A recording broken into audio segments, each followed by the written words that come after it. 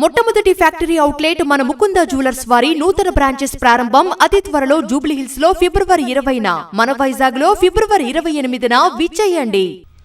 Mayor chairperson ఎన్నికల్లో కాంగ్రెస్ సత్తా చాటింది. 80% పైగా కార్పొరేషన్ మున్సిపాలిటీలు హస్తం ఖాతాలో చేరాయి.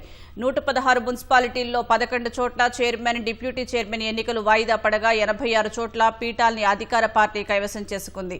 18 పురపాలికల్ని బీఆర్ఎస్ దక్కించుకోగా బీజేపీ కరీంనగర్ మేయర్తో పాటు నారాయణపేట మున్సిపాలిటీని దక్కించుకుంది.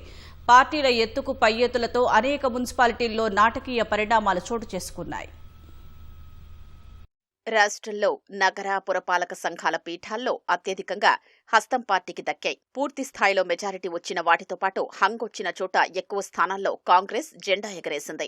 7 నగర పాలక సంస్థల్లో మేయర్, డిప్యూటీ మేయర్ స్థానాలకు ఎన్నికలు జరగ్గా 5 చోట్ల కాంగ్రెస్, కొత్తగూడెంలో మిత్రపక్షం సిపిఐతో కలిసి గెలుచుకోగా కరీంనగర్లో కాషాయ జెండా ఎగిరింది.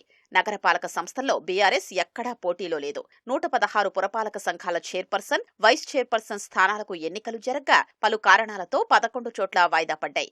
ఎన్నిక జరిగిన 105 మున్సిపాలిటీల్లో 81 కాంగ్రెస్ కి దక్కాయి. బీఆర్ఎస్ 18, బీజేపీ 1 చోట గెలిచాయి. నాటకీయ పరిణామాల మధ్య భైంసా, ఆదిలాబాద్, జమ్మికుంట, మహబూబాబాద్ చైర్మన్ స్థానాల్ని స్వతంత్రులు దక్కించుకోగా వడ్డేపల్లి ఫార్వర్డ్ బ్లాక్ వశమైంది. రాష్ట్రంలో 7 నగరపాలక సంస్థల మేయర్, డిప్యూటీ మేయర్కు ఎన్నిక జరగ్గా అందులో 5 దక్కించుకున్న కాంగ్రెస్ కొత్తగూడెంలో మాత్రం ఒప్పందం ప్రకారం తొలుత సిపిఐకి అవకాశమిచ్చింది. కరీంనగర్ మినహా నల్గొండ, మంచిర్యాల, రామగుండం, మహబూబ్ నగర్తో పాటు ఉత్కంఠ మధ్య నిజామాబాద్ మేయర్ స్థానాన్ని హస్తగతం చేసుకుంది.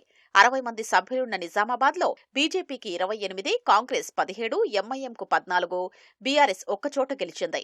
ఆ సభ్యుడిని కూడా కాంగ్రెస్ తమ వైపుకు తిప్పుకుంది. ఎక్సఫిషియో సభ్యులతో కలిసి బీజేపీకి ఎలాంటి అవకాశం ఇవ్వకుండా ఈ స్థానాన్ని దక్కించుకోవడానికి వ్యూహాత్మకంగా పావులు కదిపి విజయం సాధించింది.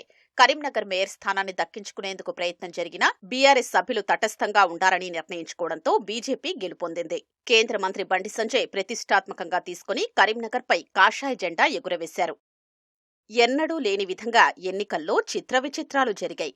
కాంగ్రెస్కు బీఆర్ఎస్, బీఆర్ఎస్కు బీజేపీ, బీజేపీకి బీఆర్ఎస్ ఇలా ఒక పార్టీ నుంచి గెలిచిన వారు ఇంకో పార్టీకి మద్దతివ్వడమే కాకుండా స్వతంత్రులకు భారీ మొత్తాలు చెల్లించి తమ వైపు తిప్పుకునే ప్రయత్నం చేసి కొన్ని చోట్ల సఫలీకృతమయ్యారు. కొన్ని చోట్ల చైర్మన్, వైస్ చైర్మన్ పదవుల్ని పంచుకున్నారు. పార్టీ తరపున టికెట్ రాలేదని రెబల్గా గెలిచిన కొందరికి అనూహ్యంగా చైర్మన్ పదవులు దక్కాయి. అన్ని పార్టీల మద్దతుతో స్వతంత్ర అభ్యర్థులు చైర్మన్లయ్యారు. కొన్ని చోట్ల ఆధిక్యమొచ్చిన పార్టీలు అవకాశాన్ని కోల్పోయాయి. ఆదిలాబాద్లో బీజేపీ, భైంసాలో ఎంఐఎంకి ఇలాంటి పరిస్థితే ఎదురైంది. ఎక్సఫిషియో సభ్యులతో కలిసి సమానంగా ఓట్లు వచ్చిన చోట స్వతంత్రుల్లో ఒకరిని తమ వైపు తిప్పుకునేందుకు జరిగిన ప్రయత్నాల్లో కొన్ని చోట్ల సఫలమైతే మరికొన్ని చోట్ల వాయిదాలు పడ్డాయి. చైర్మన్, వైస్ చైర్మన్ల ఎన్నిక జరిగిన 116 పురపాలక సంఘాల్లో 81 చోట్ల కాంగ్రెస్ నేతృత్వంలో పాలక వర్గాలు ఏర్పడ్డాయి. ఉమ్మడి ఖమ్మం, వరంగల్, నిజామాబాద్ జిల్లాల్లో కాంగ్రెస్ స్వీప్ చేసింది. ఉమ్మడి కరీంనగర్, నల్గొండ, రంగారెడ్డి, మెదక్, ఆదిలాబాద్ జిల్లాల్లో అధిక పీఠాల్ని గెలుచుకుంది. 26 స్థానాలున్న భైంసాలో 12 స్థానాలతో ఎంఐఎం పెద్ద పార్టీగా అవతరించగా 4 ఎంఐఎం రెబల్స్ గెలిచారు. కాంగ్రెస్ 1, బీజేపీ 6, స్వతంత్రులు 7 ఉండగా బీజేపీ రెబల్గా గెలిచిన స్వతంత్ర అభ్యర్థికి అందరూ మద్దతు పలికారు. ఎంఐఎం రెబల్స్ తో పాటు BJP MLA ex officio vote ఉపయోగపడింది.